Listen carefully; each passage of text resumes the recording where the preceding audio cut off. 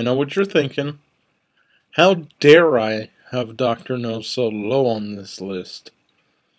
Well, I'll explain myself after the traditional plot summary, of course.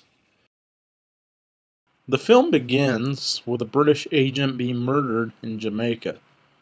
James Bond is sent to investigate when there appears to be a connection between the agent's death and recent failures of the U.S. space program. In his investigation, Bond is nearly killed several times by various methods, but also gains a few allies as well, such as Quarrel and CIA agent Felix Leiter.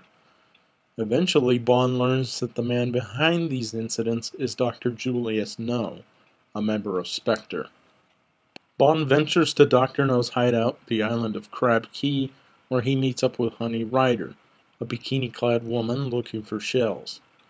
Bond and Ryder are captured by Dr. No's men, and finally meet the evil Doctor face to face. Bond then makes a thrilling escape from his cell, then has a fight to the death with Dr. No, effectively stopping his plan to sabotage the Cape Canaveral rocket launch. Bond rescues Honey Rider, and then they escape the compound just before it explodes. Even though this was the first film in the series, it's easy to see that Sean Connery was the right choice for James Bond. He's definitely one of the main reasons why the film has endured for all these years. The other reason is, of course, Ursula Andress. She is the classic James Bond girl, setting a high standard for many to follow. And also, the film has, without a doubt, the most brutal, badass Bond moment ever. How do I keep up? It's a Smith & Wesson. And you've had your 6.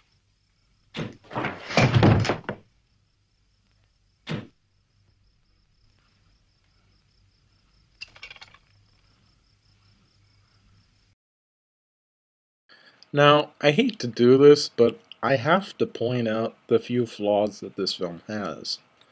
The film hasn't aged as gracefully as some of the other early Bond films, so some of the film seems a bit dated. Although the film isn't nearly as outdated as, say, I don't know, Live and Let Die, as you may know I've already discussed in an earlier video. The pace is also a bit slow in some parts, but you also have to take into account they hadn't really figured out the Bond formula yet, seeing as this was the first film.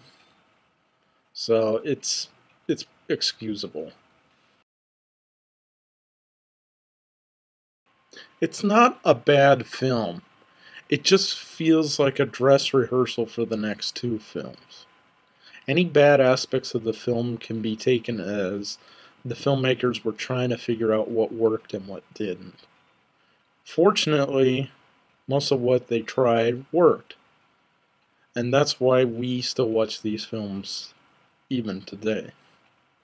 I give the film 4 out of 5 stars. It's a classic. I apologize if during the plot summary the editing seemed a bit shoddy. My asthma was acting up a little bit, and I wasn't able to perform the clip in one take as I normally do. So once again, I'd like to apologize, and hopefully next time I will do it better. Well, that's it for my review of Dr. No.